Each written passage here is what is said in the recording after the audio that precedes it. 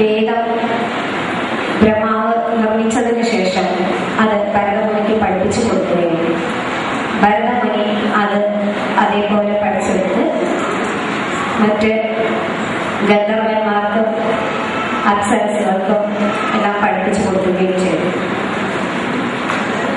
ഒരു ദിവസം ബ്രഹ്മാവിന്റെ വാക്കനുസരിച്ച് ഭരതമുനി ശിവന്റെ മുന്നിൽ പൂർവരേഖ പ്രയോഗിച്ചു. പിന്നീട് അമൃതമദന സമവകാരം, അതുപോലെ ത്രിപുരദഹനം എന്ന ഡിമവും പ്രയുക്തമാണ്. ഇതിൽ പൂർവരേഖം എന്ന് വെച്ചാൽ 19 തരത്തിലുള്ള നൃത്തം, സ്റ്റെപ്സ്, അടവുകൾ എന്ന് വേണം പറയാൻ. നൃത്തമുള്ള സ്റ്റെപ്സ്, ആ 19 തരത്തിലുള്ള സ്റ്റെപ്സിൽ 10 തരത്തിലുള്ള സ്റ്റെപ്സ് തിരശീലയ്ക്കുള്ളിലും 9 തരത്തിലുള്ള സ്റ്റെപ്സ് തിരശീലയ്ക്ക് വെളിയിലുമാണ് പൂർവരംഗത്തിൽ ചെയ്യുന്നത്. അതിപ്പോൾ നാം കണ്ടുവരുന്നത് സാധാരണ കഥകളിലാണ്. പണ്ട് കാലത്ത് ഭരതനാട്യത്തിൽ ഉണ്ടായിരുന്നു എന്ന് പറഞ്ഞു കേൾക്കുന്നു. പിന്നെ ഇതാണ് പൂർവരംഗം. സമവകാരം, അമൃതമദന സമവകാരം. അതിൽ സമവകാരം എന്ന് വെച്ചാൽ 10 തരത്തിലുള്ള രൂപകങ്ങളിൽ ഒന്നാണ് സമവകാരം. ഈ 10 തരത്തിലുള്ള രൂപകങ്ങളില് നാടകം ഒക്കെ ഉൾപ്പെടുന്നുണ്ട്. എന്നുവെച്ചാൽ 10 തരത്തിലുള്ള രൂപകങ്ങളിൽ 10 ഈ 10 എണ്ണവും നൃത്തം തന്നെയാണ്. പക്ഷെ ഓരോന്നും ഓരോ രീതിയിലാണ് എന്നുള്ളത് മാത്രം. അതിൽ ഒന്നാണ് സമവകാരം. അതിലാണ് നാടകം ഉൾപ്പെടുന്നത്. ഡിമവും അതിനകത്ത് ഉൾപ്പെടുന്നത് തന്നെയാണ്. അത് 10 എണ്ണം ഞാനിവിടെ പറയാം.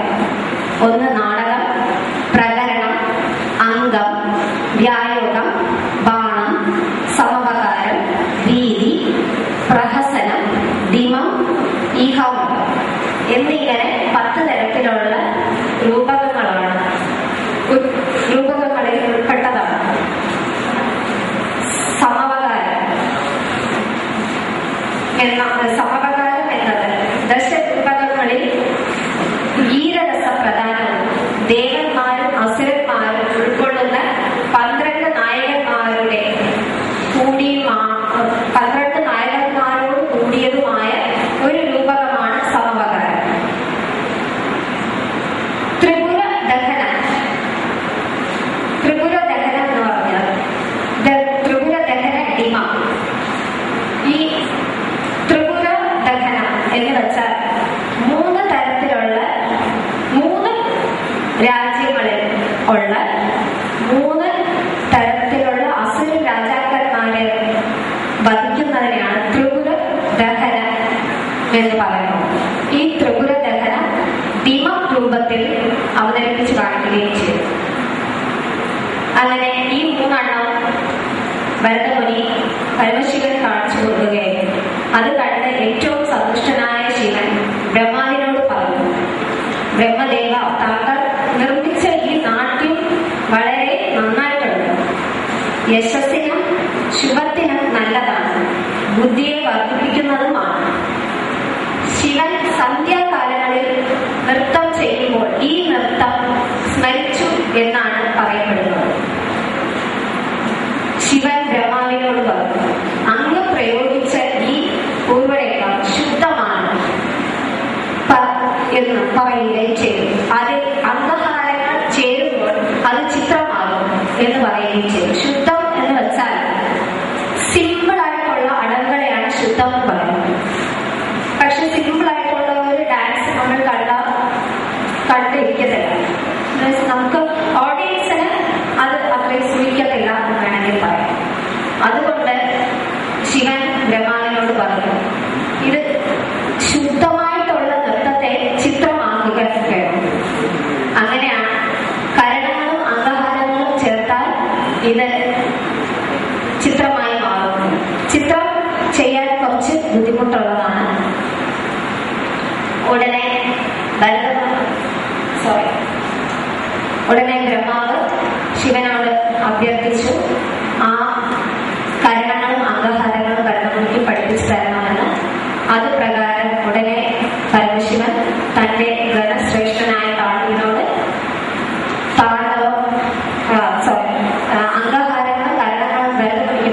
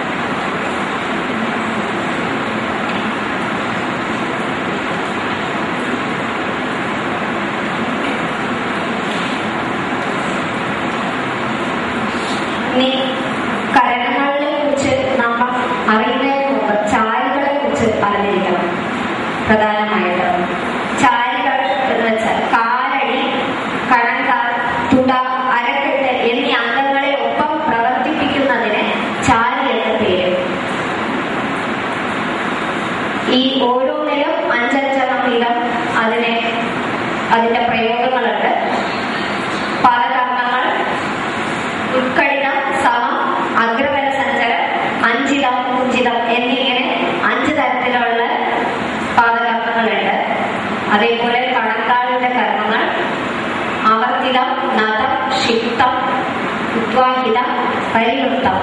അത് 5 തരത്തിലുണ്ട്.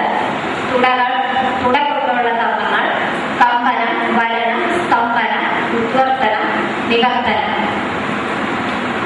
അരക്കെട്ട് കൊണ്ടുള്ള ചലനങ്ങൾ ചിഹ്നം, നിവൃത്തം, രേചിത, കമ്പിത, ഉദ്വാഹിത. ഇങ്ങനെ ഇത് ഓരോന്നും നമുക്ക് ഇവിടെ വിവരിച്ച് പറയാനുള്ള ടൈമില്ല. ഇനി നമ്മൾ കലനങ്ങളിലോട്ട് എത്തിയിട്ടില്ല.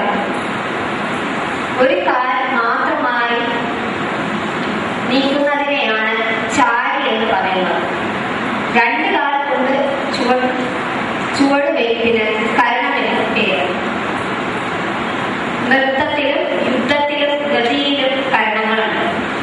കരണം നൃത്തത്തിന് മാത്രമല്ല ഉപയോഗിക്കുന്നത്, യുദ്ധത്തിന് ഉപയോഗിക്കുന്നുണ്ട്, ഗതിയിൽ ഉപയോഗിക്കുന്നുണ്ട്. ചാരികൾ 2 വിധം: ഭൂമിചാരി, ആകാശചാരി. ഭൂമിചാരി 16 വിധം, ആകാശചാരി 16 വിധം. യുദ്ധപ്രകാരം കരണങ്ങൾ ചേർന്ന് ഖണ്ഡമുണ്ടാകുന്നു. 3-4 ഖണ്ഡം ചേർന്ന് മണ്ഡലവും ഉളവാകുന്നു. ഇത് യുദ്ധത്തിനുള്ളത്. നൃത്തത്തിന് ചാരികളിൽ നിന്ന് കരണം, 2 ചാരികൾ ചേർന്നാൽ അതൊരു കരണമായിട്ട് മാറുന്നു. 2 നൃത്തകരണങ്ങൾ ചേർന്നാൽ നൃത്ത മാതൃക ആയി മാറുന്നു. 3-4 നൃത്ത മാതൃകകൾ ചേർന്നിട്ടാകട്ടെ അംഗഹാരം എന്ന് പേര് പറയുന്നു. 3 കരണങ്ങൾ ചേർന്നത് കലാപകം, 4 കരണങ്ങൾ ചേർന്നത് മണ്ഡലം, 5 കരണങ്ങൾ ചേർന്നത് സംഘാതകം, 6, 7, 8 കരണങ്ങൾ ചേർന്നത് അംഗഹാരങ്ങളും എന്നും പറയുന്നു.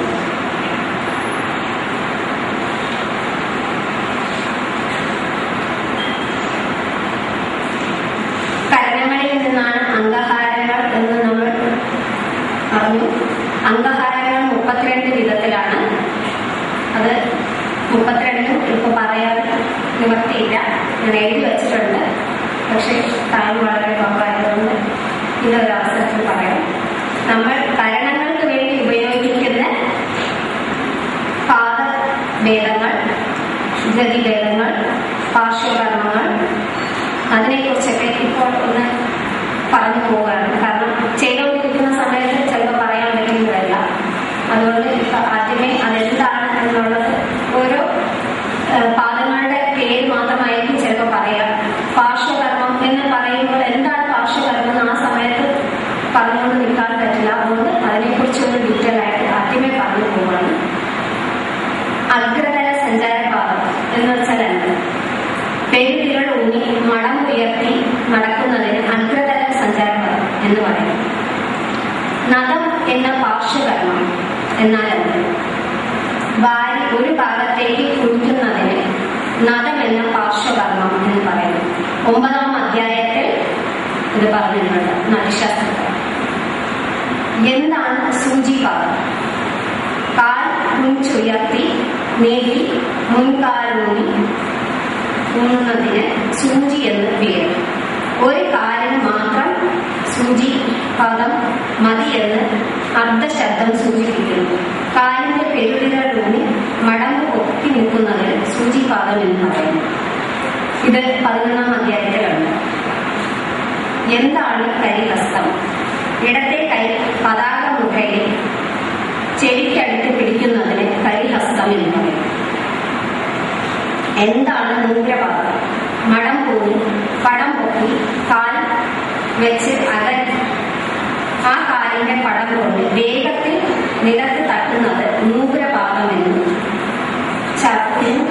എന്ന ചായയാണ്. 11-ാം അധ്യായത്തിൽ പറയുന്നത്. എന്താണ് വൈശാഖനില? കാലുകൾ അകത്തി തുടകൾ താഴ്ത്തി ത്രികോണാകൃതിയിൽ കാലുകൾ വയ്ക്കുമാറുള്ള നിലയ്ക്ക് വൈശാഖമെന്ന് പേര്. 11-ാം അധ്യായത്തിൽ 54-ാമത്തെ ശ്ലോകത്തിൽ ഇതിനെക്കുറിച്ച് വിസ്തരിച്ച് പറയുന്നുണ്ട്. എന്താണ് അലപല്ലവം മുദ്ര? നമ്മുടെ അലപത്മ മുദ്ര എന്ന് മാത്രമേ പറഞ്ഞു കേൾക്കാറുള്ളൂ. എന്താണ് അലപല്ലവ മുദ്ര? അലപത്മ മുദ്ര തന്നെയാണ് അലപല്ലവ മുദ്ര. അലപത്മ മുദ്രയുടെ വേറൊരു പേരാണ് അലപല്ലവ മുദ്ര. 9-ാം അധ്യായത്തിൽ 72-ാമത്തെ ശ്ലോകത്തിൽ ഇതിനെക്കുറിച്ച് വിശദമായി വിവരിച്ചു പറയുന്നു. എന്താണ് വൈശാഖം? കാലുകളുടെ സമയത്തിലേക്ക് പറഞ്ഞു. എന്താണ് ആലീടം? ഈ മണ്ഡലസ്ഥാനത്തിന്റെ വലത്തുകാൽ 5 ചാണകളെ നീട്ടിവെച്ചാൽ ആലീടം എന്ന നിലയാണ്. രുദ്രനാണ് ഇതിന്റെ ദേവൻ. വീര രൗദ്ര രസങ്ങളിലുള്ള പ്രവൃത്തികൾ, മല്ലന്മാരുടെ ഗുസ്തി 11-ാം അധ്യായത്തിൽ 58-59 ശ്ലോകങ്ങളിൽ ഇതിനെക്കുറിച്ച് വിശദമായി വിവരിച്ചു പറയുന്നുണ്ട്. ബദ്ധ കണങ്കാലുകൾ തമ്മിൽ പിണച്ച് സ്വസ്തികം ബന്ധിച്ച് തുടകളെ കൊണ്ട് തിരിയുന്നത് ബദ്ധ എന്ന ചാര്യം. അതും 11-ാം അധ്യായത്തിൽ 17-ാമത്തെ ശ്ലോകത്തിൽ പറഞ്ഞിട്ടുണ്ട്. ഏത്തമിടുന്ന പോലെയുള്ള നിലയാണ് ബദ്ധ. എന്താണ് അലാപചാര്യം? കാൽ പിന്നാക്കം നീട്ടി തിരിഞ്ഞുകൊണ്ടുള്ള അലാപചാര്യം 11-ാം അധ്യായത്തിൽ ഇതിനെക്കുറിച്ചും പറയുന്നുണ്ട്. ഇനി കാര്യങ്ങൾ ചെയ്യുന്നതിലൂടെ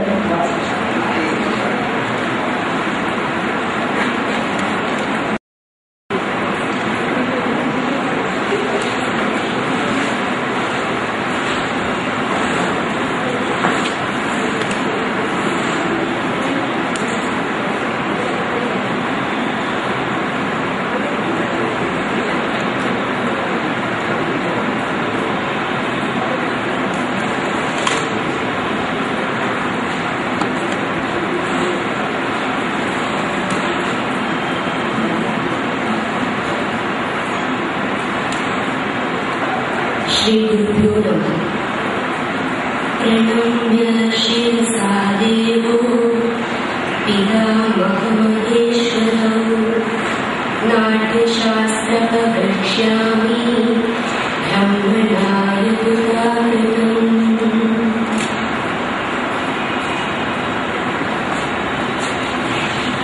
ഒന്ന് തലപുഷ്പകുടം. ഇടതുഭാഗത്ത് പുഷ്പകുടം എന്ന കൈമുദ്ര, അഗ്രതല സഞ്ചരം എന്ന കാലിന്റെ ഇല, നദം എന്ന പാർശ്വകർമ്മം, ഇതെല്ലാം ചേർന്ന കരണത്തിന് തലപുഷ്പവടം എന്നു പേര്. വാമേ പുഷ്പകുടം പാർശ്വേ പാദോഗ്രതല സഞ്ചരഃ തഥാ ച സന്നതം പാർശ്വം തലപുഷ്പകുടം ഭവേത്. 2 പത്തിലം.